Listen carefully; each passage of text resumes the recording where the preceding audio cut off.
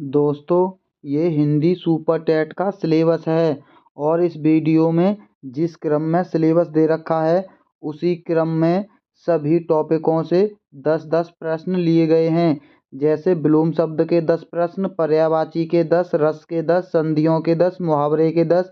इसी प्रकार सभी टॉपिकों से हमने 10-10 प्रश्न इस वीडियो में शामिल किए हैं। और जो लोग पहले से हमसे जुड़े हुए हैं वो ये बात अच्छे से जानते हैं कि हम फालतू की बातों में बिल्कुल भी समय बर्बाद नहीं करते हैं। तो चलिए पहला प्रश्न देख लेते हैं। ये प्रश्न है विलोम शब्द टॉपिक से। निम्न में से अगम का सबसे उपयुक्त विलोम शब्द चुनिए। पहला है लभ्य, सुगम, अल्प, विग्रह। दोस्तों, अगम का जो विलोम होता है वो होता है सुगम। विलोम शब्द में एक चीज़ याद रख लीजिए दोस्तों, अगर कुछ शब्द मैच कर रहे हैं तो उनके ज़्यादातर आंसर वही होते हैं जो एक दूसरे से मैच करते हुए ऑप्शन होते हैं। अगला प्रश्न है दोस्तों, ये स्टेनोग्राफर एग्ज़ाम 2024 में पूछा गया प्रश्न है। दोस्तों, हमने इस वीडियो में उन प्रश्नों को शामिल किया है जो किसी न किसी एग्ज़ाम में ज़रूर पूछे गए हैं। निम्नलिखित में से कौन सा विपरीतार्थक शब्द युग्म सही नहीं है, यानी गलत बताना है। पहला है अज्ञ का प्रज्ञ होता है, ये बिल्कुल सही है।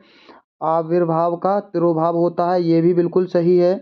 उद्यमी का निरुद्धम होता है, ये भी बिल्कुल सही है। वृष्टि का अतिवृष्टि नहीं बल्कि अनावृष्टि होता है। वृष्टि के आगे अना लगाने से ये विलोम शब्द बन जाता है। अगला प्रश्न है निम्नलिखित में से स्थावर का विलोम क्या है। दोस्तों, स्थावर का विलोम सबसे ज़्यादा बार हर एक एग्जाम में पूछा गया है। ऑप्शन है आगत है, ज्वार है, जंगम है, स्थल है। दोस्तों, इसका सही जवाब है ऑप्शन सी, जंगम होता है स्थावर का विलोम। अगला प्रश्न है सूची 1 को सूची 2 से मिलाना है। दोस्तों, सबसे पहले निंदा का विलोम होता है सुतति। दोस्तों, निंदा का सुतति होता है, यानी ए का होगा तीसरा। ये ऑप्शन कट गया, ये भी कट गया, ये भी कट गया। दोस्तों, एक ही ऑप्शन से आपको इसका सही जवाब मिल गया। घृणा का होता है प्रेम और जड़ का होता है चेतन, संकल्प का होता है विकल्प, यानी इसका सही जवाब ऑप्शन डी है। अगला प्रश्न है वक्रता का विलोम शब्द है। ऑप्शन है ऋजुता, टेढ़ापन, पतन, तिरछा। दोस्तों, इसका सही जवाब ऑप्शन ए है। वक्र का विलोम होता है ऋजु और वक्रता का होगा ऋजुता। हमने आपको पहले भी बताया था, जिस तरह से प्रश्न में शब्द दे रखा है उसी तरह से उसका सही जवाब होगा। अगला प्रश्न है नैसर्गिक का विलोम शब्द है। ऑप्शन है शावाक है, कृत्रिम है, सरस है, प्राकृतिक है। दोस्तों, इसका सही जवाब ऑप्शन बी होगा, ये कृत्रिम होता है। नैसर्गिक का विलोम कृत्रिम होता है। अगला प्रश्न है निम्नलिखित में से लुप्त का विलोम होगा। ऑप्शन है सौम्य, सौम्य होगा दोस्तों, सभ्य होगा, प्रकट होगा या सुप्त होगा। दोस्तों, इसका सही जवाब है ऑप्शन सी, प्रकट होता है लुप्त का विलोम। अगला प्रश्न है प्रकाश का विलोम है। प्रकाश का विलोम अंधकार होता है, रात होता है, दिन होता है या उजाला होता है। दोस्तों, इसका सही जवाब ऑप्शन ए है, अंधकार होता है प्रकाश का विलोम। अगला प्रश्न है निम्नलिखित में से कौन सा शब्द अथ का विलोम है। ऑप्शन है अर्थ होता है, अधः होता है, अंत होता है या इति होता है। दोस्तों, इसका सही जवाब ऑप्शन डी है, इति होता है अथ का विलोम। अगला प्रश्न है दोस्तों, विलोम शब्द में सूची 1 को सूची 2 से मिलाना है। जंगम का होता है स्थावर, हम ये पढ़ चुके हैं। ए हो सकता है और सी हो सकता है, बी और डी तो हो ही नहीं सकते, यानी बी और डी तो ऑप्शन कट गए। और गौरव का होता है लाघव, ये और चिरंतन का होता है नश्वर और गरल का होता है सुधा। इसका सही जवाब होगा ऑप्शन ए। अगला प्रश्न है दोस्तों, इससे पहले कि हम पर्यायवाची शब्दों के प्रश्नों की प्रैक्टिस करें, आप हमारी वीडियो को लाइक और हमारे चैनल को सब्सक्राइब कर लीजिए। इनमें से कौन यमुना का पर्यायवाची नहीं है? पहला है अकरजा, कृष्णा, कालिंदी, ध्रुवनंदन। दोस्तों, इसका सही जवाब है ऑप्शन डी, ध्रुवनंद यमुना का पर्यायवाची नहीं है, बल्कि ध्रुवनंद किसी का पर्यायवाची शब्द नहीं है। अगला प्रश्न है, निम्नलिखित में से कौन से शब्द सुंदर के पर्यायवाची शब्द नहीं है?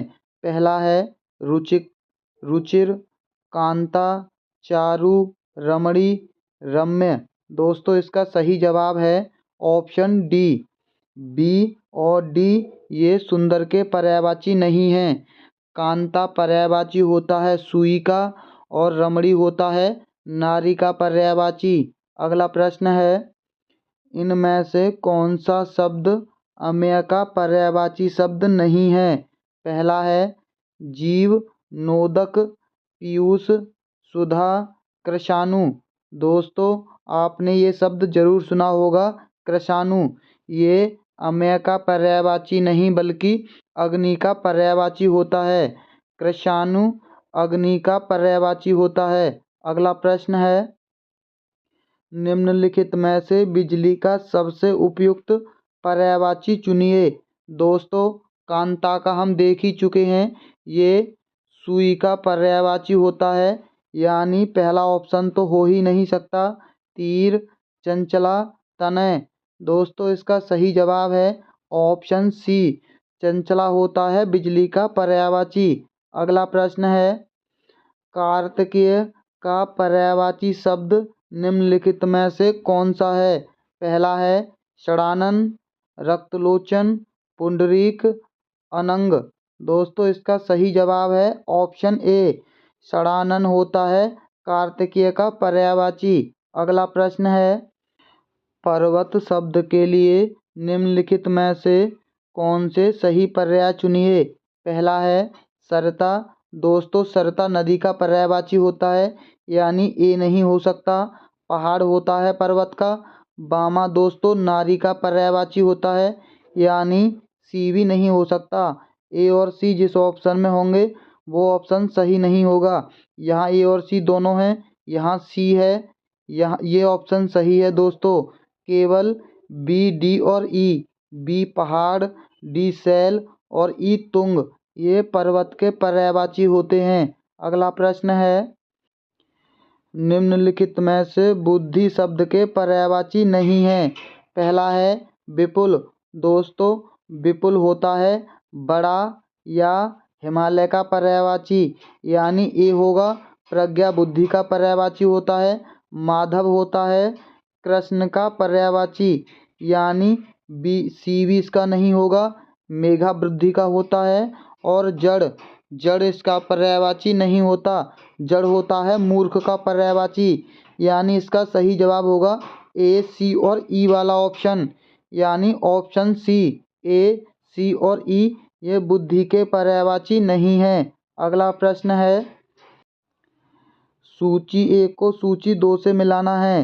सूर्य का होता है प्रभाकर, यानी बी ऑप्शन कट गया और सी ऑप्शन, ए और डी ऑप्शन बचे। और सिंह का होता है व्याघ्र, यानी बी, इसका सही जवाब ऑप्शन ए हो गया। और चारु का होता है रम्य, आनंद का होता है मोद, यानी इसका सही जवाब ऑप्शन ए होगा। अगला प्रश्न है, निम्नलिखित में से पयोधर का अर्थ है। ऑप्शन है नदी का पाट, बादल, आकाश, जल। दोस्तों, इसका सही जवाब है ऑप्शन बी, बादल होता है पयोधर का। अगला प्रश्न है दोस्तों, पर्यायवाची का ये आखिरी प्रश्न है, निम्नलिखित में से कौन उरोज का पर्यायवाची नहीं है? उरोज का दोस्तों बादल का पर्यायवाची उरोज शब्द है। नहार, कुछ, पयोधर, उरज। दोस्तों, ये इसके पर्यायवाची हैं तीनों, इसका पर्यायवाची नहीं है नाहार। नाहार पर्यायवाची होता है जल मार्ग का। अगला प्रश्न देख लीजिए दोस्तों, ये प्रश्न है रस के। आश्चर्य किस रस का स्थायी भाव होता है? ऑप्शन है हास्य रस का, श्रृंगार रस का, अद्भुत रस का, करुण रस का। दोस्तों आश्चर्य होता है अद्भुत, यानी आश्चर्य देखता है आदमी, कोई अद्भुत चीज देखता है जब ही उसे आश्चर्य होता है। अगला प्रश्न है, जब मैं था तब हरि नहीं, अब हरि है मैं नाही, प्रेम गली अति शांकरी, जामे दो न समाही। इस पद में कौन सा रस है? ऑप्शन है श्रृंगार रस, शांत रस, करुण रस या वीर रस। दोस्तों इसके अंदर है शांत रस। अगला प्रश्न है, वीर रस का स्थायी भाव है क्रोध, भय, विस्मय, उत्साह। दोस्तों वीर के अंदर होता है उत्साह। इसका अगला प्रश्न देख लीजिए, करुण रस का स्थायी भाव क्या होता है? शोक होता है, भय होता है, रति होता है, निर्वेद होता है। दोस्तों करुण रस का स्थायी भाव होता है शोक। हमें किसी की मृत्यु में करुणा आती है और मृत्यु में शोक हम मनाते हैं। अगला प्रश्न है, निम्नलिखित पंक्ति किस रस का उदाहरण है?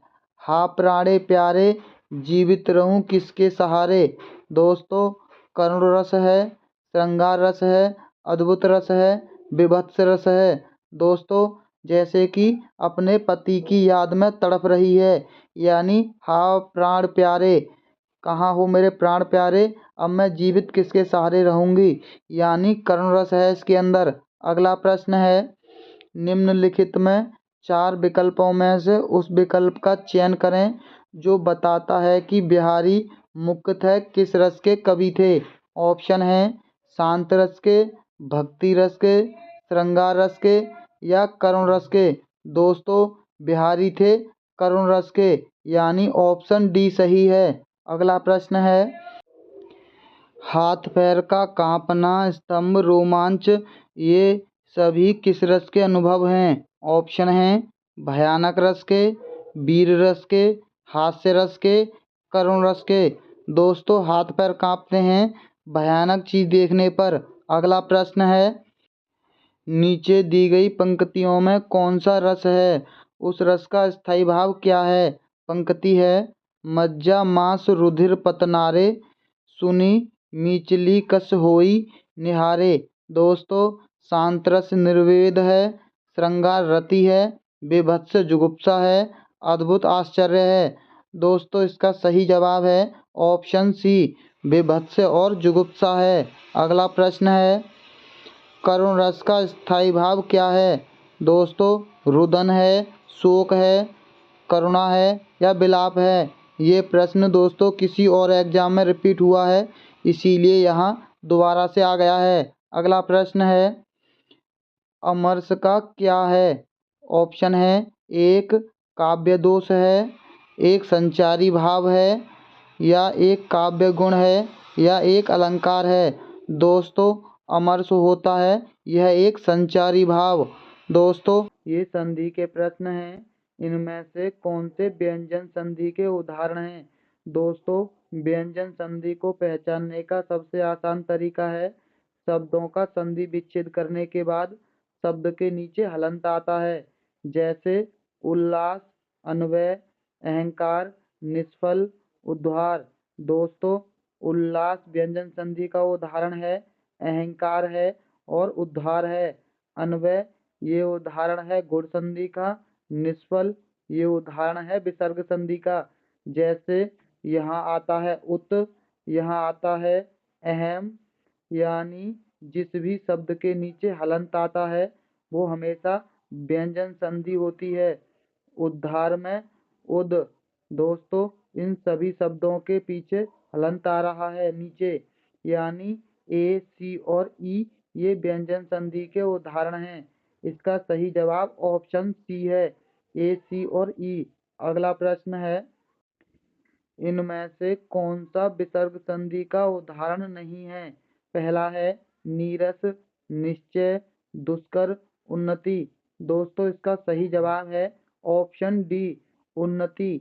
उन्नति शब्द है व्यंजन संधि का उदाहरण। और हम व्यंजन संधि के बारे में अभी बता चुके हैं। अगला प्रश्न है, स्वर संधि के मुख्य भेद कितने होते हैं? 7 होते हैं, 4 होते हैं, 5 होते हैं या 6 होते हैं? दोस्तों इसका सही जवाब है ऑप्शन सी, 5 भेद होते हैं। दीर्घ संधि, गुण संधि, वृद्धि संधि, यण संधि और अयादि संधि, ये 5 प्रकार की स्वर संधि होती हैं। अगला प्रश्न है, निम्नलिखित शब्दों के सही संधि विच्छेद का अवलोकन कर सही युग्मों की पहचान कीजिए। प्रत्येक का संधि विच्छेद होता है प्रतिधन एक। दोस्तों ये बिल्कुल सही है, इसके अंदर गुण संधि है और गुण संधि को पहचानने का सबसे आसान तरीका है शब्द के ऊपर एक मात्रा का होना, और ये गुण संधि का उदाहरण है। निस्सार निहिधनसार होता है, ये विसर्ग संधि का उदाहरण है। सदैव का दोस्तों गलत दे रखा है। 2 मात्राओं वाले यानी जिस भी शब्द के ऊपर 2 मात्राएं हों बीच में, वो होता है वृद्धि संधि का उदाहरण। और सदैव का संधि विच्छेद गलत दे रखा है। सदैव का होता है सदा धन एव, ये सदैव का संधि विच्छेद होता है, यानी सी वाले का संधि विच्छेद गलत दे रखा है। अभ्युदय का बिल्कुल सही दे रखा है और मनोबल का भी संधि विच्छेद गलत दे रखा है। मनोबल का होता है मनः धन बल, यानी विसर्ग संधि। इसका सही जवाब होगा जिस भी ऑप्शन में बी और ई नहीं हो, यानी इसका सही जवाब होगा ऑप्शन बी। ए, बी और डी सही हैं। अगला प्रश्न देख लीजिए, निम्नलिखित में से पित्रादेश शब्द का सही संधि विच्छेद है। दोस्तों यहाँ एक मात्रा है लेकिन यहाँ गुण संधि नहीं होगी। दोस्तों जब भी आदेश की बात आएगी, दोस्तों एक चीज हमेशा याद रखना, आदेश जब भी देने की बात आएगी वो यण संधि का उदाहरण होगा। आदेश यण संधि में दिया जाता है और ये है पित्रादेश। इसका सही जवाब है ऑप्शन डी, पितृधन आदेश, पिता का आदेश। अगला प्रश्न है, निम्नलिखित में से शब्दों के गुण संधि को पहचानिए। दोस्तों हमने आपको बताया था गुण संधि को पहचानने की ट्रिक है एक मात्रा, और सतेंद्र में एक मात्रा है और स्वेच्छा में भी एक मात्रा है, यानी इसका सही जवाब होगा ऑप्शन सी, केवल ए और बी कथन सही है। अगला प्रश्न देख लीजिए, निम्नलिखित में से कौन सा संधि विच्छेद सही है? पहला है च धन अन का होता है चैन, दूसरा है चा धन यन का होता है चैन, या च धन अयन का होता है चैन, या च धन एन का होता है चैन। दोस्तों इसका सही जवाब ऑप्शन ए है, च धन अन का होता है चैन। अगला प्रश्न है, चयन में है दोस्तों अयादि संधि, अयादि संधि का उदाहरण है चैन। अगला प्रश्न देख लीजिए, दोस्तों सूची 1 को सूची 2 से मिलाना है। वृद्धि संधि का दोस्तों अभी हमने देखा था सदैव। दोस्तों यहाँ थोड़ी मात्रा की प्रॉब्लम हो गई है टाइपिंग में। हमने आपको बताया था वृद्धि संधि का होता है 2 मात्रा और उसका सही जो है बी, यानी सदैव। यहाँ थोड़ी टाइपिंग मिस्टेक हो गई है मात्रा की, यानी ए का होगा दूसरा। सी और डी ये दोनों ऑप्शन कट गए। हमने गुण संधि का देखा था एक मात्रा वाला, यानी सी का पहला होगा। देख लीजिए हमारी ट्रिक से आपको कितनी आसानी से इसका सही जवाब मिल गया। इसका सही जवाब है ऑप्शन ए, और अयादि संधि का उदाहरण होगा चौथा न धन अक, नायक होता है दोस्तों, और दीर्घ संधि का होगा भानु उदय। अगला प्रश्न देख लीजिए, देवेश का शुद्ध संधि विच्छेद होगा। दोस्तों अब आप बताइए इसमें कौन सी संधि होगी, ये आप लोग हमें कमेंट बॉक्स में बताएंगे। देवधन ईश होता है, देवधन बेस होता है, देवधन यश होता है, या देवधन स होता है। दोस्तों इसका सही जवाब है ऑप्शन ए, देवेश का होता है देवधन ईश। दोस्तों इसके अंदर कौन सी संधि है ये आपको बताना है। अगला प्रश्न देख लीजिए, पवन शब्द का सही संधि विच्छेद है। पवधन अन, पाधन वन, पौधन अन, या पौधन अन। दोस्तों जब भी शब्द के पीछे कोई भी मात्रा ना हो, और मात्रा होने पर वो 2 मात्राएं आती हैं और मात्रा ना होने पर उसके अंदर एक मात्रा आती है। इसका सही जवाब ऑप्शन सी है, पौधन अन। अगर ये पावन होता तो दो मात्राएं हो जाती। दोस्तों चलिए अलंकार के प्रश्न देख लेते हैं। कर कमल सा कोमल है, इस पंक्ति में कोमल शब्द क्या है? ऑप्शन है उपमेय है, उपमान है, साधारण धर्म है, वाचक शब्द है। दोस्तों ये एक साधारण धर्म है। अगला प्रश्न है, निम्नलिखित में से कौन सा विकल्प शब्द शक्ति का भेद नहीं है? पहला है अभिधा, व्यंजना, उपमा, लक्षणा। दोस्तों इसका सही जवाब ऑप्शन सी है, उपमा शक्ति का भेद नहीं है। अगला प्रश्न है, उपमेय, उपमान, साधारण धर्म और वाचक ये किस अलंकार के भेद हैं? ऑप्शन है यमक अलंकार, श्लेष अलंकार, उपमा अलंकार या विप्स अलंकार। दोस्तों इसका सही जवाब है ऑप्शन सी, उपमान से मतलब है उपमेय का, यानी इसका सही जवाब है उपमा अलंकार। अगला प्रश्न है, कनक कनकते सौगुनी मादकता अधिकाय, इस पंक्ति में प्रयुक्त अलंकार को पहचानिए। दोस्तों ये प्रश्न अनगिनत बार, हजारों बार अब तक हर एक एग्जाम में अलग अलग पूछा गया है। इसका सही जवाब यमक है, यमक अलंकार होता है। दोस्तों जब भी दो शब्द एक जैसे हों और दोनों का अर्थ अलग अलग हो, वहां पर यमक अलंकार होता है। यहाँ एक कनक का मतलब होता है सोना और एक कनक का मतलब होता है धतूरा। अगला प्रश्न है, अनुप्रास, श्लेष और यमक किस अलंकार के भेद हैं? ऑप्शन है शब्द अलंकार के, उपमा अलंकार के, अर्थालंकार के, रूपक अलंकार के। दोस्तों उपमा अलंकार के भेद इससे पहले हमने देखे थे, यानी बी तो सही जवाब हो ही नहीं सकता। इसका सही जवाब है ऑप्शन ए, ये शब्द अलंकार के भेद हैं। अगला प्रश्न है, जहाँ किसी की बात किसी और पर डालकर कही जाए वह कौन सा अलंकार होता है? ऑप्शन है अतिशयोक्ति अलंकार, असंगति अलंकार, दृष्टांत अलंकार, अन्योक्ति अलंकार। दोस्तों अन्य की बात यानी अन्य पर तो अन्योक्ति अलंकार, और अतिशयोक्ति तो आपको पता ही है, चीजों को बढ़ा चढ़ाकर। अगला प्रश्न है, मानो माई धन धन अंतर दामिनी, धन दामिनी दामिनी धन अंतर, शोभित हरि ब्रज भावनी, इस पंक्ति में कौन सा अलंकार है? ऑप्शन है रूपक अलंकार, यमक अलंकार, उत्प्रेक्ष अलंकार, श्लेष अलंकार। दोस्तों इसके अंदर है उत्प्रेक्ष अलंकार, यानी शब्दों का बार बार आना उत्प्रेक्ष अलंकार कहलाता है। अगला प्रश्न है, निम्नलिखित काव्य पंक्ति में कौन सा अलंकार है? हरिपद कोमल कमल से। ऑप्शन है अनुप्रास अलंकार, उपमा अलंकार, रूपक अलंकार, यमक अलंकार। दोस्तों हमने देखा था कमल कोमल एक जैसे शब्द दिखाई दे रहे हैं, यहाँ उपमा दी जा रही है कोमल की कमल से। इसका सही जवाब ऑप्शन बी है, उपमा अलंकार। अगला प्रश्न देख लीजिए, तीन बेर खाती थी वे तीन बेर खाती थी, काव्य में प्रयुक्त अलंकार को पहचानिए। दोस्तों अभी हमने देखा था, यानी शब्द एक जैसे हैं लेकिन दोनों के अर्थ अलग अलग हैं, तो होता है यमक अलंकार, और इसके अंदर भी यमक अलंकार है। अगला प्रश्न देख लीजिए, निम्नलिखित में से किस काव्य पंक्ति में रूपक अलंकार है? पहला है लिखी हुई दवा आई फिरकी सी आई चल गई।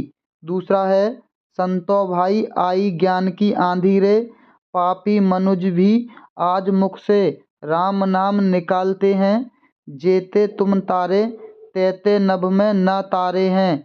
दोस्तों इसका सही जवाब ऑप्शन बी है, रूपक अलंकार का उदाहरण है संतो भाई आई ज्ञान की आंधी रे।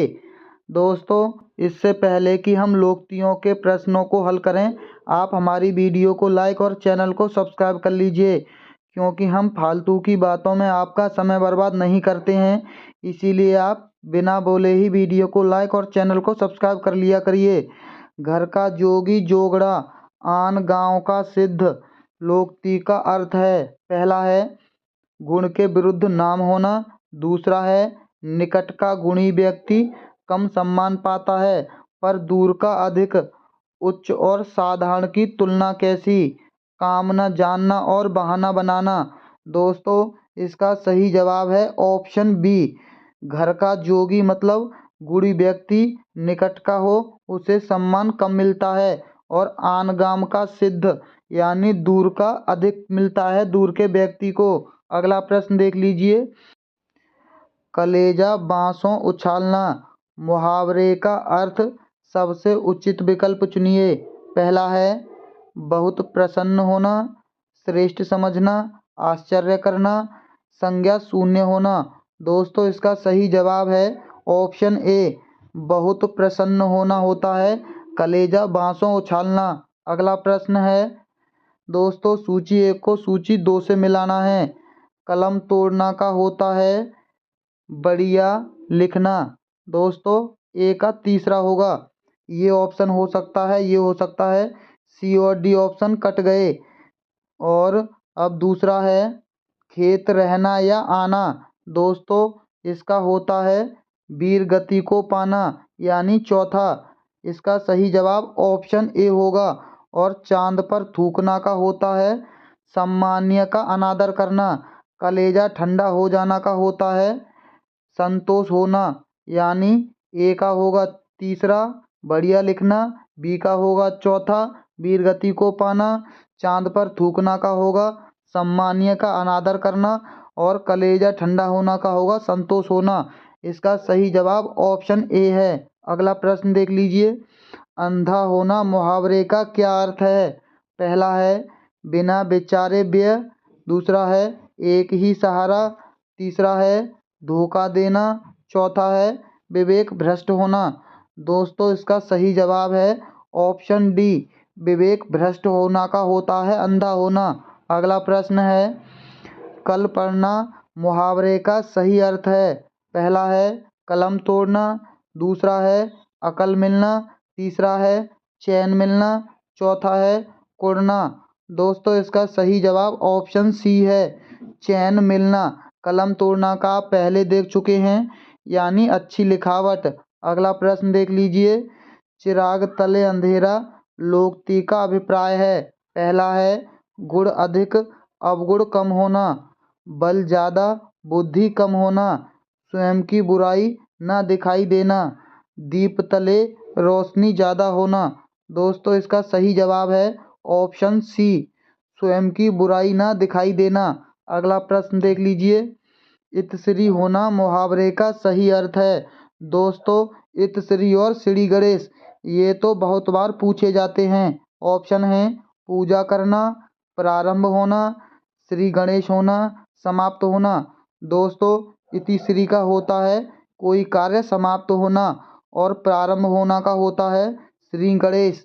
अगला प्रश्न देख लीजिए। हाथ को हाथ न सूझना मुहावरे का सही अर्थ है। पहला है पीछे हटना, बहुत घना अंधेरा होना, अति तुच्छ होना या संबंध ना समझना ना रखना। दोस्तों इसका सही जवाब है ऑप्शन बी, बहुत घना अंधेरा होना। अगला प्रश्न है बिंद गया सो मोती रह गया सो सीप लोकोक्ति का आशय है। पहला है कल्पना मात्र से तृप्ति नहीं होती, दूसरा है काम अटकना, तीसरा है किसी तरफ का ना होना, चौथा है जो वस्तु काम में आ जाए वही अच्छी। दोस्तों इसका सही जवाब ऑप्शन डी है, जो वस्तु काम में आ जाए वही अच्छी होती है। अगला प्रश्न देख लीजिए। नीचे दो कथन दिए गए हैं। पहला है मुहावरों के अर्थ और रूप में परिवर्तन किए जा सकते हैं। दोस्तों ये कथन गलत है। मुहावरों के ना तो अर्थ बदले जाते हैं और ना ही उनके रूप में कोई परिवर्तन होता है। लोकोक्तियाँ जन समुद्र के बिखरे रत्न हैं, इसके पीछे कोई कहानी होती है या कथा। ये कथन बिल्कुल सही है। दोस्तों आजकल एग्जामिनर कथन और कारण वाले प्रश्न ज़्यादा पूछने लगा है। आपको इस तरह के प्रश्नों की जानकारी होनी चाहिए। अगला प्रश्न देख लीजिए। ये प्रश्न है समास पर आधारित। परोक्ष में निहित समास है? ऑप्शन है तत्पुरुष समास, अव्ययीभाव समास, कर्मधारय समास, बहुब्रीहि समास। दोस्तों इसका सही जवाब है ऑप्शन बी, अव्ययीभाव समास होता है। परोक्ष का समास विग्रह होता है परधन अक्षी, यानी पहला पद एक अव्यय होता है। दोस्तों जिस भी समास में पहला पद अव्यय हो वहाँ अव्ययीभाव समास होता है। जैसे पर, प्रति और सबसे ज़्यादा पूछा जाता है यथा। यथा शब्द जिस भी समास के आया शब्द के आगे लग जाएगा वहाँ अव्ययीभाव समास होगा। अगला प्रश्न देख लीजिए। नीचे दो कथन दिए गए हैं। पहला कथन है द्वंद्व समास के दो पदों के बीच योजक चिन्ह का प्रयोग होता है। दोस्तों ये बिल्कुल सही है। योजक का अर्थ होता है और यहाँ दोनों पद ही प्रधान होते हैं और ये एक दूसरे के विलोम होते हैं, यानी पहला कथन बिल्कुल सही है। विस्मय, हर्ष, शोक, घृणा, प्रेम आदि भावों को प्रकट करने वाले शब्दों के आगे निर्देश चिन्ह का प्रयोग होता है। दोस्तों ये कथन गलत है। ये सभी विस्मयबोधक शब्द हैं, यानी इन सभी के पीछे विस्मयबोधक चिन्ह आएगा। इसका सही जवाब ऑप्शन ए होगा। ए कथन सही है, बी कथन असत्य है। अगला प्रश्न देख लीजिए। प्रिय सखा में कौन सा समास है?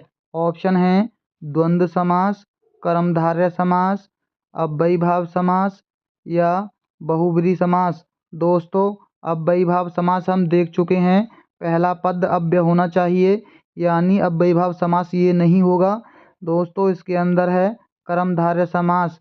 कर्मधारय समास में जो पहला पद होता है वो दूसरे पद की विशेषता बताता है। यहाँ सखा की विशेषता बता रहा है प्रिय, यानी सखा कैसा है?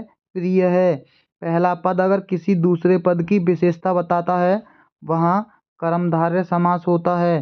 तीसरा प्रश्न चौथा देख लीजिए। किस समास में सभी पद प्रधान होते हैं? दोस्तों द्वंद्व समास में, अव्ययीभाव समास में, तत्पुरुष समास में, बहुब्रीहि समास में। दोस्तों अभी हमने देखा था दोनों पद प्रधान होते हैं द्वंद्व समास में, योजक चिन्ह या बीच में और, ये दोनों शब्द का अर्थ निकालते हैं। अगला प्रश्न देख लीजिए। आनंद मग्न का समास विग्रह होगा। ऑप्शन है आनंद में डूबा हुआ, आनंद ही आनंद, आनंदित होना या आनंद आना। दोस्तों इसका सही जवाब ऑप्शन ए है, आनंद में डूबा हुआ, यानी तत्पुरुष समास। अगला प्रश्न है। दोस्तों सूची ए का सूची 2 से मिलान करना है। कर्मधारय यानी पहला पद विशेषता बताता है किसकी? सत्य ही व्रत है, यानी व्रत की विशेषता बता रहा है सत्य। ए का होगा तीसरा, ये कट गया ये भी कट गया, यानी केवल सी और डी बचा। और तत्पुरुष में देखा था हमने, अब देख लीजिए द्वंद्व को, हमने अभी बताया था आपको। और या योजक चिन्ह सत्य और व्रत, सी का होगा पहला, यानी इसका सही जवाब मिल गया आपको ऑप्शन सी। पहले का तीसरा, दूसरे का दूसरा, यानी सत्य का व्रत। और बहुब्रीहि का भी सीधा दे रखा है, सत्य है व्रत जिसका, यानी कर्मधारय का होगा तीसरा, तत्पुरुष का होगा पहला, माफ़ कीजिए दूसरा, कर्मधारय का तीसरा, तत्पुरुष का दूसरा, द्वंद्व का पहला और बहुब्रीहि का चौथा। इसका सही जवाब ऑप्शन सी है। अगला प्रश्न देख लीजिए। निम्नलिखित में से किस शब्द में द्विगु समास का भाव निहित है? दोस्तों द्वंद्व में योजक चिन्ह और शब्द आता है, और द्विगु समास में पहला शब्द जो होगा वो संख्यावाची होगा, यानी कोई भी संख्या का अर्थ दे रहा होगा पहला पद। ऑप्शन है शीशमुख, अंडज, फूलकौड़ी, सतसई। दोस्तों इसका सही जवाब ऑप्शन डी है, सत माने सात होता है, यानी सतसई संख्यावाची शब्द। अगला प्रश्न देख लीजिए। निम्नलिखित में से किस शब्द में तत्पुरुष समास निहित है? ऑप्शन है तुरंगा, प्रतिदिन, शरणागत, धर्माधर्म। दोस्तों इसका सही जवाब है ऑप्शन सी, शरणागत यानी शरण के अंदर आने वाला। अगला प्रश्न है, शिरोधार्य शब्द का समास विग्रह होगा। ऑप्शन है, सिर पर आधारित हो, सिर को धारण करने वाला हो, सिर से उद्धार करने वाला हो, जो सिर से धारण करने योग्य हो। दोस्तों, इसका सही जवाब ऑप्शन डी है, जो सिर से धारण करने योग्य हो, यानी तत्पुरुष समास। अगला प्रश्न देख लीजिए, जिस समास में पूर्व पद अथवा खंड प्रधान होता है उसे कहा जाता है। ऑप्शन है, द्विगु समास, तत्पुरुष समास, अव्ययीभाव समास या बहुब्रीहि समास। दोस्तों, इसको कहा जाता है ऑप्शन सी, अव्ययीभाव समास। पहला पद अव्यय और खंड पद प्रधान होता है। अगला प्रश्न देख लीजिए। दोस्तों, अगर आपको 30 प्रश्नों के लिए 1 से 1.5 घंटा बर्बाद करना है तो आप बड़े बड़े चैनलों पर जा सकते हैं। हम कभी भी फालतू की बातों में आपका समय बर्बाद नहीं करते हैं। निम्नलिखित में से कौन सा शब्द विदेशी शब्द है? दोस्तों, आगे के 10 प्रश्न तत्सम और तद्भव पर आधारित होंगे। पहला है मसान, चिमटा, खिड़की, तूफान।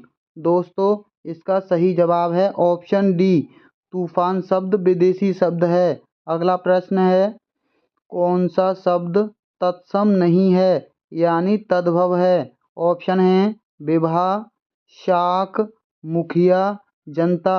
दोस्तों, इसका सही जवाब है ऑप्शन सी, मुखिया एक तद्भव शब्द है। अगला प्रश्न है, किस विकल्प में सभी शब्द विदेशी मूल के हैं? ऑप्शन है, आदमी और गवाह, साहब और ठिकाना, दावत और लगान, थाना और आसमान।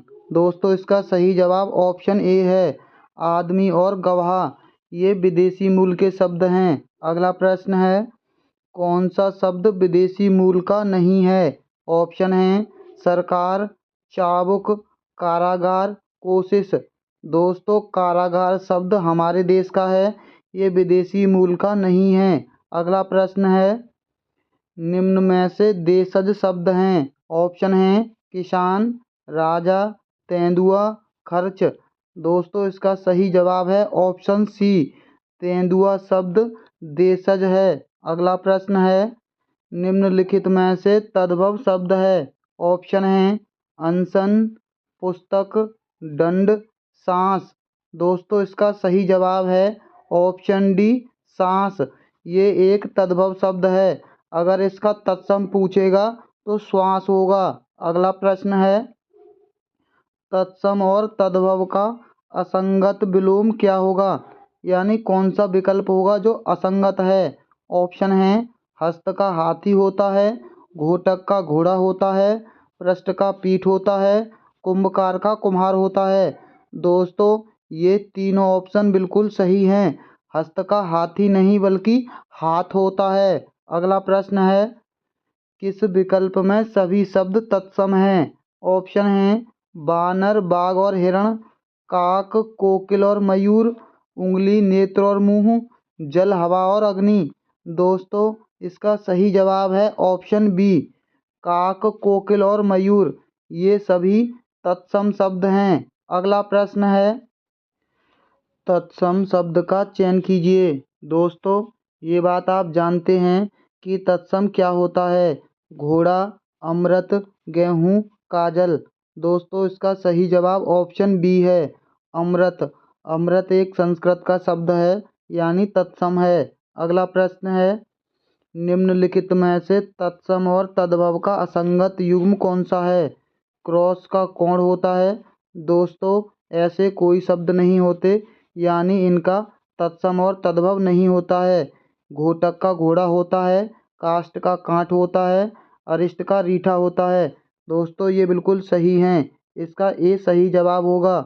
अगला प्रश्न देख लीजिए, निम्नलिखित में से लोकोक्तियाँ जो हांडी में होगा वह थाली में आएगा का क्या अर्थ है? दोस्तों, ये लोकोक्तियों का प्रश्न है। ऑप्शन है, छोटे लोगों का बढ़ चढ़कर बोलना, अपराधी सदा शंकित हो रहता है, जो मन में है वह प्रकट होता ही है, या जो कष्ट भोगता है वही दूसरों के कष्ट को समझ सकता है। दोस्तों इसका सही जवाब ऑप्शन सी है। जो मन में है वह प्रकट होगा ही, जो हांडी में होगा वह थाली में आएगा का अर्थ यही होता है, यानी जो मन में है वही प्रकट होगा। अगला प्रश्न है, निम्नलिखित प्रश्न में 4 विकल्पों में से उस विकल्प का चयन करें जो दी गई लोकोक्ति का सही अर्थ वाला विकल्प है। लोकोक्ति है 4 दिन की चांदनी फिर अंधेरी रात। ऑप्शन है अन्य से भिन्न होना, सुख के समय बहुत थोड़े दिनों के लिए आते हैं। दूसरा है मौका निकल जाने पर सहायता के लिए आना या अनुभवी होना। दोस्तों इसका सही जवाब ऑप्शन बी है, सुख के समय बहुत थोड़े दिनों के लिए आते हैं। अगला प्रश्न है, जस दूल्हा तस बनी बारात लोकोक्ति का अर्थ है। ऑप्शन है संगठन से ही कार्य सिद्ध होता है, सुंदर वस्तु के साथ ही सुंदर वस्तु का मेल होता है, सभी साथी एक ही जैसे, बेढंगा होना। दोस्तों इसका सही जवाब ऑप्शन सी है, जस दूल्हा तस बनी बारात का मतलब होता है सभी लोग एक जैसे। अगला प्रश्न है, निम्नलिखित विकल्पों में से उस विकल्प का चयन करें जो दिए गए लोकोक्ति का सही अर्थ वाला विकल्प है। लोकोक्ति है जैसा देश वैसा भेष। दोस्तों यहाँ इसका ऑप्शन है परिचय के अभाव में वस्तु का आकर्षक लगना, जहाँ रहो वहाँ के रीति रिवाजों के अनुसार रहो, उपद्रव करना या दीवारों को अपना दर्द बताना। दोस्तों इसका सही जवाब ऑप्शन बी है, जैसा देश वैसा भेष, मतलब जहाँ रहो वैसे रीति रिवाजों के अनुसार रहो। अगला प्रश्न है, दोस्तों हम डायरेक्ट लोकोक्ति को पढ़ लेते हैं। बासी बचे न कुत्ता खाए, रक्षक का भक्षक हो जाना। दूसरा है जरूरत के अनुसार ही सामान बनाना। तीसरा है छोटे का बड़े से बढ़ जाना। चौथा है एक न एक दिन अच्छे दिन आ ही जाते हैं। दोस्तों इसका सही जवाब ऑप्शन बी है, जरूरत के अनुसार ही सामान बनाना। अगला प्रश्न है, निम्नलिखित में से लोकोक्ति जस दूल्हा तस बनी बारात का अर्थ होगा। दोस्तों ये प्रश्न दूसरी जगह पूछा गया था किसी और एग्जाम में, इसीलिए यहाँ रिपीट हो गया है। जैसा मुखिया वैसे ही अन्य साथी होते हैं। अगला प्रश्न है, दोस्तों ये 7वां प्रश्न है लोकोक्ति का, 80 की आमद 84 का खर्च। दोस्तों इसका ऑप्शन है आमदनी से अधिक खर्च, अपनी इज्जत अपने हाथ होती है, मनुष्य को अपने कर्म के अनुसार ही फल मिलता है, बेसहारे का सहारा। दोस्तों इसका सही जवाब ऑप्शन ए है, आमदनी से अधिक खर्चा, यानी 80 की कमाई हो रही है 84 का खर्चा कर रहा है। अगला प्रश्न है, निम्नलिखित में से कौन सी लोकोक्ति लाक्षणिक अर्थ सहित सही है। पहला है जय बोले सो घी को जाए, महाकृपाण। दूसरा है जी खाए घी ना जाए, दान देने वाला। जर सा जोर पूरा और सब अधूरा है, स्वाभिमान से जीना। टके का सब खेल है, पैसा सब कुछ करता है। दोस्तों इसका सही जवाब ऑप्शन डी है, टके का सब खेल है, यानी पैसा सब कुछ करता है। अगला प्रश्न देख लीजिए। दोस्तों लोकोक्ति है आँखों के आगे पलकों की बुराई।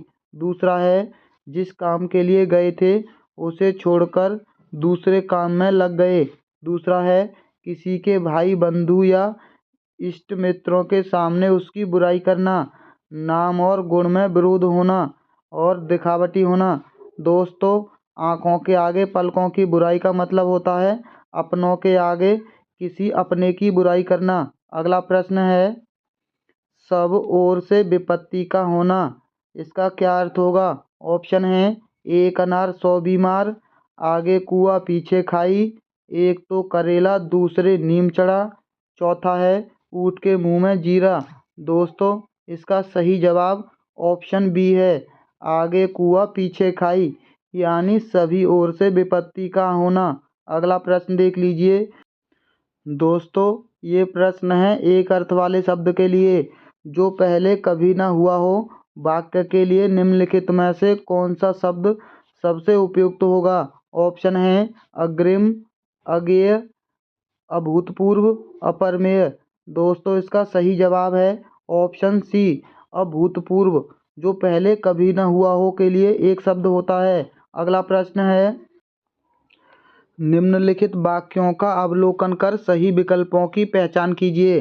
पहला है, जो अपनी हत्या कर लेता है उसे आत्मघाती कहते हैं। दोस्तों पहला कथन बिल्कुल सही है, आत्मघाती मतलब आत्महत्या। दूसरा है, कोई बात जो बढ़ा चढ़ाकर कही गई हो उसे असंभव कहा जाता है। दोस्तों उसे असंभव नहीं कहा जाता, असंभव कहा जाता है जिस चीज़ को करना संभव ना हो। तीसरा है, राजभवन के अंदर महिलाओं के निवास को अंतःपुर कहते हैं। दोस्तों ये कथन बिल्कुल सही है, ए और सी दोनों कथन सही हैं। जिस पर कोई नियंत्रण ना हो उसे अनिमंत्रित कहा जाता है। दोस्तों ध्यान देना, यहाँ एग्जामिनर ने आपको जल्दबाजी में गलत करने के लिए ये प्रश्न दिया है। यहाँ नियंत्रित है और यहाँ निमंत्रित है, यानी अगर यहाँ भी अनियंत्रित होता तो ये सही होता। अनिमंत्रित का मतलब होता है हमने जिसे न्योता ना दिया हो, यानी जिसे बुलाया ना गया हो, यानी ये भी कथन गलत है। अभी तक ए और सी कथन सही हैं। उस व्यक्ति को रोमांचित कहा जाता है जिसके रोंगटे खड़े हो गए हों। दोस्तों ये भी कथन बिल्कुल सही है। ए और सी ये तीनों चीज़ें सही हैं, ए सी और ई। इसका सही जवाब होगा ऑप्शन ए सी और ई कथन सही है। अगला प्रश्न है, सूची 1 को सूची 2 से भी मिलाना है यहाँ पर भी, जिसका कोई कारण ना हो। दोस्तों वो होता है अकारण, सदैव रहने वाला, उसके लिए होता है शाश्वत, यानी जो हमेशा रहता है। बहुत बोलने वाला के लिए होता है वाचाल, और विज्ञान की विशेष विशेष जानकारी रखने वाला वैज्ञानिक होता है। यानी ए का होगा चौथा, ये यानी सभी ऑप्शन कट गए। इसका सही जवाब ऑप्शन ए है। अगला प्रश्न देख लीजिए। दोस्तों यहाँ भी सूची का मिलान करना है। जिसका जन्म पहले हुआ हो उसके लिए शब्द आता है अग्रज, यानी पहले का दूसरा होगा। ये ऑप्शन कट गया, ये भी कट गया। दूसरा है, किए गए उपकार को भूल जाने वाला। दोस्तों उसके लिए होता है कृतघ्न, यानी जो उपकार को नहीं मानता है उसे कृतघ्न कहते हैं। यानी बी का होगा तीसरा। ये वाला कथन सही है। ये इसका सही जवाब तो आपको मिल गया। और चेक कर लीजिए, जिसका जन्म पीछे हुआ हो उस वो होता है अनुज, और किए हुए उपकार को मानने वाला होता है कृतज्ञ। यानी ए का दूसरा, बी का तीसरा, सी का चौथा और डी का पहला। अगला प्रश्न है, जो केंद्र से हटकर दूर जाता हो वाक्यांश के लिए सार्थक शब्द है। ऑप्शन है केंद्रापसारी, केंद्राभिसारी, क्रमागत, केंद्राभिमुख। दोस्तों इसका सही जवाब ऑप्शन ए है, केंद्रापसारी। अगला प्रश्न है, विवाद या गुटबाजी से अलग रहने वाला वाक्यांश के लिए एक शब्द क्या होगा। ऑप्शन है विरल, आश्वत, तटस्थ, सरल। दोस्तों इसके लिए सही जवाब ऑप्शन सी है, तटस्थ रहता है। अगला प्रश्न है, फरहान शब्द निम्नलिखित में से किस समय के लिए प्रयुक्त होता है। दोस्तों ये तो सभी लोग जानते होंगे, दोपहर के बाद का समय, यानी पीएम। अगला प्रश्न है, दोस्तों ये भी सूची वाला प्रश्न है। अकथनीय का होता है जो कहा ना जा सके, यानी पहले का तीसरा। और अनेर का होता है बिना देख रेख का जानवर। अकथिक का होता है जो कहा ना गया हो। और अप्रगल्भ का होता है सुस्त जो बढ़ चढ़कर ना बोले, यानी इसका सही जवाब होगा ऑप्शन बी। अगला प्रश्न है, वह सिद्धांत जो हर वस्तु को नश्वर मानता है के लिए उपयुक्त एकल शब्द है। ऑप्शन है यथार्थवादी, अनित्यवादी, वैराग्यपंथी या अस्तित्ववादी। दोस्तों इसका सही जवाब है ऑप्शन बी, अनित्यवादी होता है। अगला प्रश्न है, निम्न में से किस वाक्यांश के लिए अध्येता शब्द का प्रयोग होता है। ऑप्शन है वह स्त्री जिसे अधिकार पूर्वक प्राप्त किया गया हो। दूसरा है अधिकार प्राप्त के पश्चात परित्यक्त वस्तु। तीसरा है पहाड़ के ऊपर की समतल भूमि, विधायिका द्वारा अधिकृत संपत्ति। दोस्तों इसका सही जवाब ऑप्शन सी है, पहाड़ के ऊपर की समतल भूमि। अगला प्रश्न देख लीजिए। दोस्तों अब तक हम 100 प्रश्नों की प्रैक्टिस कर चुके हैं, यानी 10 टॉपिक कर चुके हैं। ये 11वां टॉपिक है। अगर आपने हमारी वीडियो को अभी तक लाइक नहीं किया है तो सबसे पहले आप हमारी वीडियो को लाइक कर लीजिए। चलिए वीडियो को लाइक और चैनल को सब्सक्राइब जरूर कर लेना। निम्नलिखित में से कौन सा एक अतिथि का अर्थ नहीं है, यानी इनमें से कौन सा अतिथि का अर्थ नहीं होगा। मेहमान होता है, उसका बेटा भी होता है, हिंदी माह की एक तिथि या साधु। दोस्तों इसका सही जवाब ऑप्शन सी है, हिंदी माह की एक तिथि को अतिथि नहीं कहते हैं। अगला प्रश्न है अनेकार्थक शब्द द्विज का निम्नलिखित में से कौन सा अर्थ नहीं है। द्विज का दोस्तों अर्थ बहुत बार पूछा जाता है, ये सबसे इम्पोर्टेंट प्रश्न है। पहला ऑप्शन है ब्राह्मण, दांत, पक्षी, गुरु।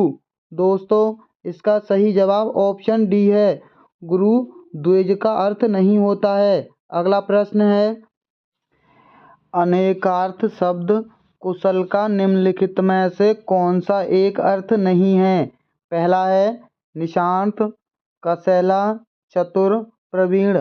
दोस्तों इसका सही जवाब ऑप्शन बी है, कसेला नहीं होता कुशल का अर्थ।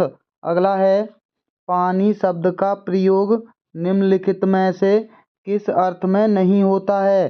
पहला है गति, लावण्य, प्रतिष्ठा, जल। दोस्तों इसका सही जवाब ऑप्शन ए है, गति के रूप में पानी का प्रयोग नहीं होता है। अगला प्रश्न है निम्नलिखित में से कौन सा कूट शब्द का एक अर्थ नहीं है। ऑप्शन है चोटी, नोक, रहस्यमय, कायद। दोस्तों इसका सही जवाब ऑप्शन डी है, कायदा। माफ कीजिए, कायद नहीं कायदा है। अगला प्रश्न है अनेकार्थक शब्द मुद्रा का निम्नलिखित में से कौन सा एक अर्थ नहीं है।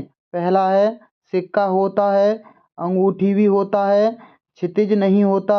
दोस्तों इसका सही जवाब ऑप्शन सी है, क्षितिज और मोहर भी होता है। अगला प्रश्न है निष्कर्ष शब्द को और किस अर्थ में प्रयोग किया जाता है। ऑप्शन है सारांश, परिमाण, निश्चित, आधा। दोस्तों इसका सही जवाब ऑप्शन ए है, सारांश के लिए भी प्रयोग होता है निष्कर्ष। अगला प्रश्न है निम्नलिखित में से मान शब्द के सर्वाधिक उपयुक्त अनेकार्थक शब्द समूह का चयन कीजिए। पहला है ठीक, जिसमें मिलावट ना हो। दूसरा है इज्जत, अभिमान, मापतोल। जल, इज्जत, चमक। जल, प्राण, जीवित। दोस्तों मान शब्द का ऑप्शन बी सही है, इज्जत, अभिमान और नापतोल। अगला प्रश्न है महावीर दिए गए शब्द का अर्थ समूह चुनिए। महावीर का इनमें से कौन सा समूह सही है। ऑप्शन है जैन तीर्थंकर, योद्धा, महान वीर और हनुमान। जैन तीर्थंकर सैनिक, जैन तीर्थंकर हनुमान प्रतापी, रणवीर युद्धवीर हनुमान। दोस्तों इसका सही जवाब ऑप्शन ए है, जैन तीर्थंकर योद्धा और महान वीर। अगला प्रश्न है मुद्रा का दोस्तों बताना है कौन सा समूह सही होगा। मोहर, छाप, सिक्का और अंगूठी। दोस्तों अभी हमने ये पढ़ा था, मोहर, छाप, सिक्का और अंगूठी ये मुद्रा का सही है। अगला टॉपिक देख लीजिए, किस विकल्प में सभी शब्द पुल्लिंग शब्द हैं। दोस्तों भीड़, सेना, टोली या संघ, भीड़, कक्षा, समूह, कुटुंब और मंडल, दल, सभा और सरकार। दोस्तों इसका सही जवाब ऑप्शन सी है, समूह, कुटुंब और मंडल।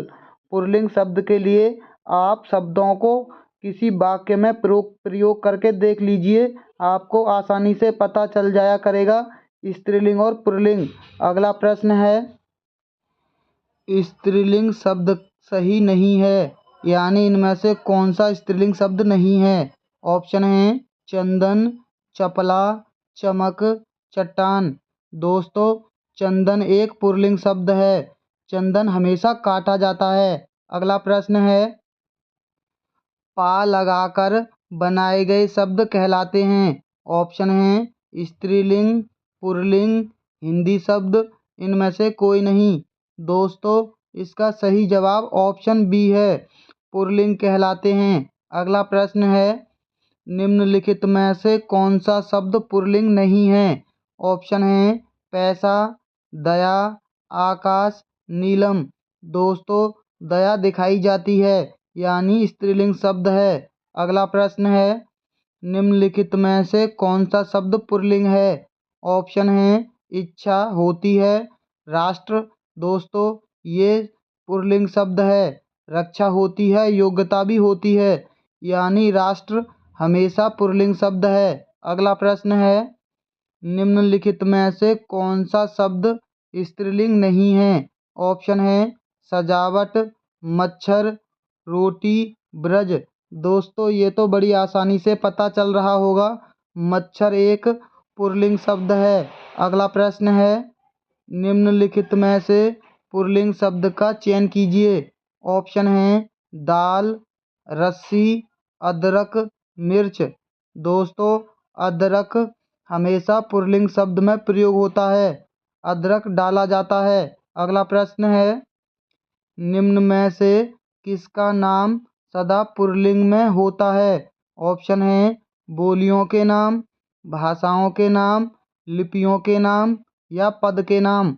दोस्तों, जितने भी पद के नाम हैं सभी पुल्लिंग होते हैं। अगला प्रश्न है, निम्नलिखित में से कौन सा शब्द स्त्रीलिंग है? ऑप्शन है घोड़ा, गला, चीता, अवस्था। दोस्तों, इसका सही जवाब ऑप्शन डी है, अवस्था एक स्त्रीलिंग शब्द है।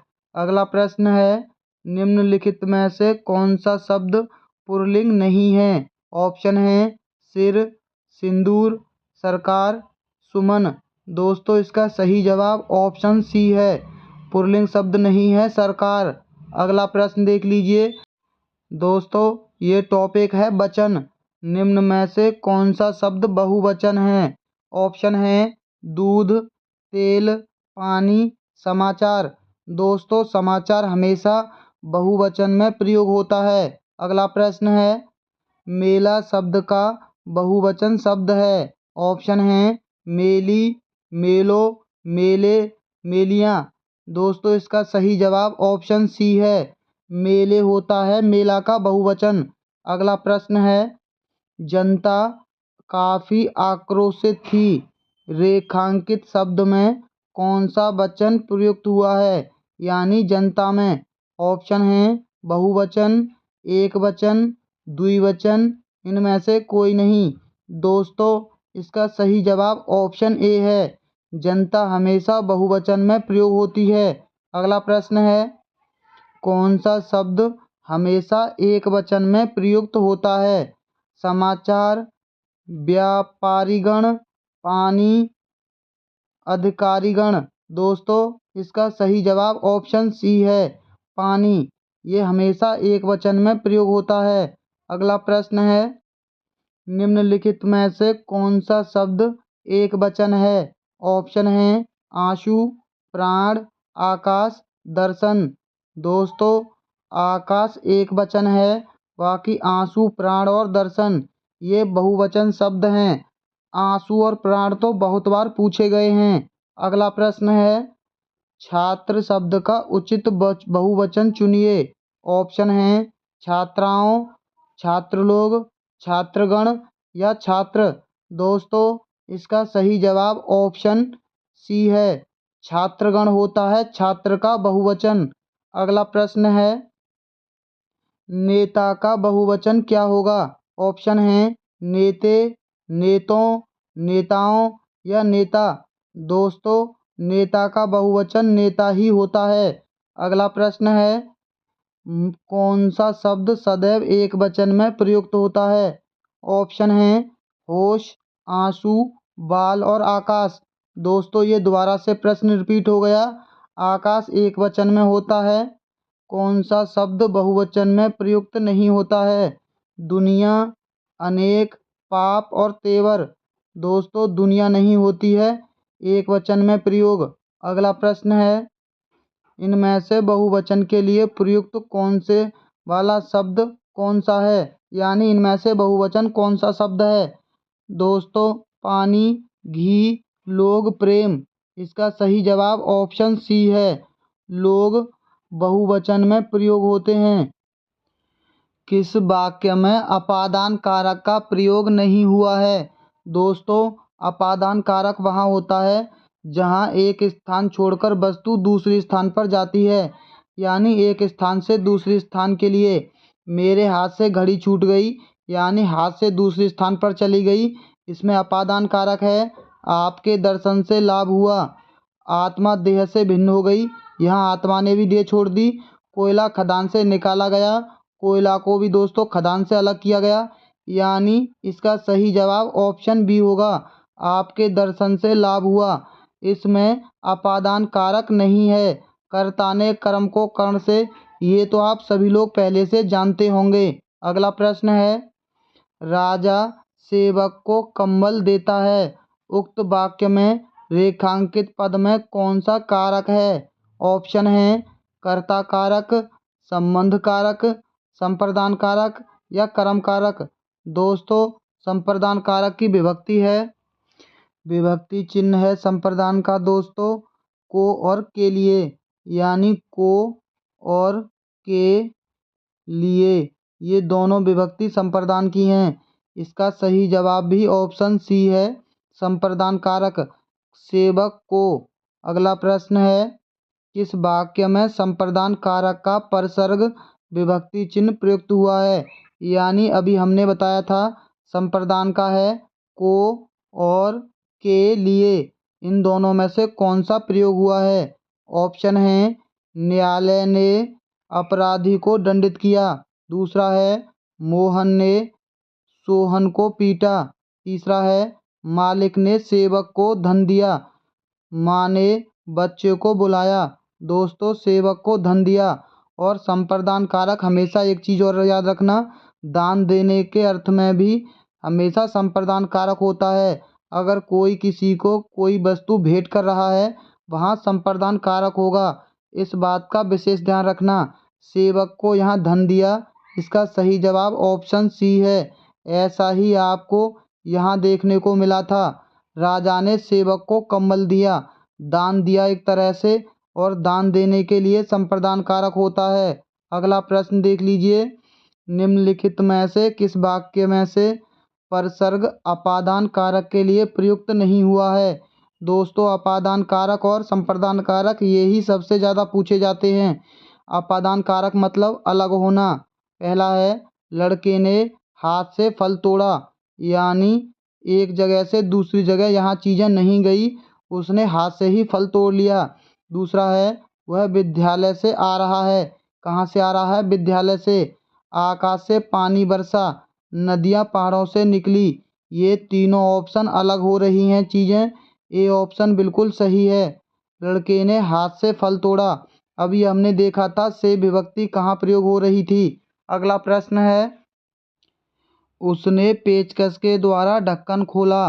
दोस्तों इसमें कौन सी विभक्ति है, यानी के द्वारा किस कारक चिन्ह की विभक्ति है। ऑप्शन है कर्ता की, कर्म की, कर्ण की, संप्रदान की। दोस्तों इसका सही जवाब ऑप्शन सी है, कर्ण कारक की विभक्ति होती है के द्वारा। दोस्तों अगला प्रश्न है, किस वाक्य में को परसर्ग यानी विभक्ति चिन्ह कर्म कारक के लिए प्रयुक्त नहीं हुआ है।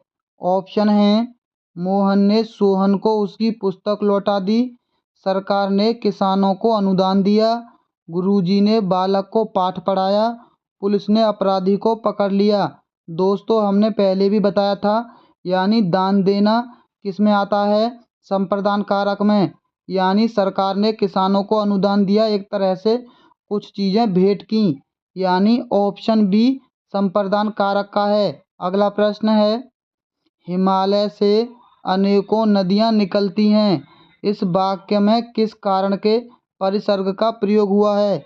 दोस्तों एक स्थान से दोस्तों दूसरे स्थान पर चीज़ें जाना हम आपको पहले भी बता चुके हैं, अपादान कारक, यानी हिमालय से अनेकों नदियाँ निकलती हैं, हिमालय से नदियाँ अलग हो रही हैं। दोस्तों, अपादान कारक। अगला प्रश्न है, निम्नलिखित में से किस वाक्य में संप्रदान कारक की विभक्ति चिन्ह का प्रयोग हुआ है? ऑप्शन हैं, उस जगह एक सभा होने जा रही है, लड़का अब अपने पाँव से चलता है, वह घर से बाहर आया, राम के हित लक्ष्मण बन गए। दोस्तों, इसका सही जवाब ऑप्शन डी है, राम के हित लक्ष्मण बन गए। ये संप्रदान कारक है। अगला प्रश्न है, मैं कलम से किताब लिखता हूँ, मैं कारण का कारक का भेद है। ऑप्शन हैं, कर्म कारक, करण कारक, अपादान कारक, संबंध कारक। दोस्तों, कर्ता ने कर्म को कर्ण से विभक्ति होती है करण की, यानी बी इसका सही जवाब है, ऑप्शन सी। अगला प्रश्न देख लीजिए, किस वाक्यांश में मध्य पुरुष का प्रयोग हुआ है? ऑप्शन हैं, मैंने में आपसे कहा था कि वे लोग अपने अपने घर चले गए। दोस्तों, इसका सही जवाब ऑप्शन बी है, आपसे कहा था कि। अगला प्रश्न देख लीजिए, ये टॉपिक है शुद्ध वाक्य वाला। इनमें से कौन सा वाक्य शुद्ध है? पहला वाक्य है, मैं आपके दर्शन करने आया हूँ। दूसरा है, थोड़ी देर बाद वे वापस लौट आए। तीसरा है, प्रधानाध्यापक लड़के चुनेंगे। चौथा है, मेरे लिए ठंडी बर्फ और गर्म आग लाओ। दोस्तों, इसका सही जवाब ऑप्शन ए है, मैं आपके दर्शन करने आया हूँ। ये बिल्कुल शुद्ध लिखा हुआ है। अगला प्रश्न देख लीजिए, निम्नलिखित में से शुद्ध वाक्य हैं। दोस्तों, इनमें से शुद्ध वाक्य बताने हैं। पहला है, आप यहाँ बैठो। दोस्तों, ये गलत वाक्य है, अशुद्ध है। दूसरा है, मैंने यह कहानी पढ़ी है। दोस्तों, ये बिल्कुल शुद्ध वाक्य है। तीसरा है, वह वाराणसी से वापस लौट आया। दोस्तों, ये भी अशुद्ध है। वे अनेक काम करता है, ये बिल्कुल शुद्ध है। यह तो मेरा पुस्तक है। दोस्तों, ये भी अशुद्ध है। केवल बी और डी वाक्य शुद्ध हैं। इसका सही जवाब ऑप्शन सी होगा, बी और डी। अगला प्रश्न देख लीजिए, इनमें से कौन सा वाक्य अशुद्ध है? दोस्तों, अशुद्ध वाक्य बताना है। पहला है, घनश्याम की 5 दरियाँ या 5 कंबल बिकेंगे। दूसरा है, घनश्याम की 5 दरियाँ या 1 कंबल बिकेगा। दूसरा है, घनश्याम की 5 दरियाँ या 1 कंबल बिकेंगे। घनश्याम का 1 कंबल या 5 दरियाँ बिकेंगी। दोस्तों, इसका सही जवाब ऑप्शन बी है, घनश्याम की 5 दरियाँ या 1 कंबल बिकेगा नहीं, बिकेंगे होगा, यानी बी ऑप्शन गलत है। अगला प्रश्न देख लीजिए, निम्नलिखित में से लिंग संबंधी अशुद्धि वाक्य है। पहला है, श्याम सन्यासी है। दूसरा है, रंजना अध्यापिका है। तीसरा है, वह स्त्री अपराधिनी है। चौथा है, हवन सामग्री जल गया। दोस्तों, इसका सही जवाब ऑप्शन डी होगा, हवन सामग्री जल गई होगा, ना कि गया। अगला प्रश्न है, निम्न में से अशुद्ध लिखित वाक्य है। पहला है, आप यहाँ बैठें। ये बिल्कुल शुद्ध है। असंभवतः वह आ जाएगा, ये भी सही है। मैंने देखा है, ये भी बिल्कुल सही है। श्री कृष्ण के अनेकों नाम हैं। दोस्तों, अनेकों नहीं होगा, अनेकों गलत है यहाँ, यानी ऑप्शन डी कथन गलत है। इसका सही जवाब ऑप्शन डी होगा। अगला प्रश्न है, निम्नलिखित में से सही वाक्य का चयन करें। पहला है, मैं आप सभी के आभारी हैं। दोस्तों, ये बिल्कुल गलत वाक्य है, मैं आप सबका आभारी हूँ। दूसरा है, मैं आप सभी का आभारी हूँ। दोस्तों, सी बिल्कुल सही है, मैं आपके सबका आभारी हूँ, यानी सी ऑप्शन बिल्कुल सही है। अगला प्रश्न देख लीजिए, निम्नलिखित में से शुद्ध वाक्य का चयन करें। पहला वाक्य है, भारतीय संस्कृति को मुझे गांव-गांव में देखा हुआ था। दूसरा है, भारतीय संस्कृति को मैंने गांव-गांव में देखा। तीसरा है, भारतीय संस्कृति को मैंने गांव-गांव में देखे। भारतीय संस्कृति को मैंने गांव-गांव में देखे थे। दोस्तों इसका सही जवाब ऑप्शन बी होगा। भारतीय संस्कृति को मैंने गांव-गांव में देखा। अगला प्रश्न देख लीजिए। कारक एवं विभक्ति की दृष्टि से शुद्ध वाक्यों की पहचान करें। पहला वाक्य है, रजत ने नकुल को डंडे मारे। दोस्तों ये कथन बिल्कुल गलत है। डंडे मारे नहीं, डंडे से मारा होगा। मैंने घर जाना है। दोस्तों ये कथन भी बिल्कुल गलत है। तीसरा है, रेलगाड़ी प्लेटफार्म से जा चुकी थी। ये कथन बिल्कुल सही है। चौथा कथन देख लीजिए। राम ने राक्षसों को बाणों से मारा। ये बिल्कुल सही कथन है। महादेवी कविता की रचना कर रही हैं। दोस्तों ये भी कथन बिल्कुल सही है। यानी इसका सही जवाब होगा ऑप्शन सी। सी, डी और ई कथन बिल्कुल सही हैं। नौवां प्रश्न देख लीजिए। निम्नलिखित वाक्यों में से शुद्ध वाक्य का चयन करें। पहला वाक्य है, हमारे छोटे से छोटे अनुभवों में मानवता की सारी इतिहास छिपा रहती है। दोस्तों दूसरा है, हमारे छोटे से छोटे अनुभव में मानवता की सारी इतिहास छिपा रहता है। तीसरा है, हमारे छोटे से छोटे अनुभव में मानवता का सारी इतिहास छिपा रहता है। दोस्तों चौथा है, हमारे छोटे से छोटे अनुभव में मानवता का सारा इतिहास छिपा रहता है। दोस्तों इसका सही जवाब ऑप्शन डी है। अगला प्रश्न देख लीजिए और ये आखिरी प्रश्न होगा। दोस्तों हमने ऐसा कोई टॉपिक नहीं बचा जो इस वीडियो में कवर ना किया हो। हिंदी के हमने सभी टॉपिकों को इस वीडियो में कवर किया है। शुद्ध वाक्य की पहचान करनी है।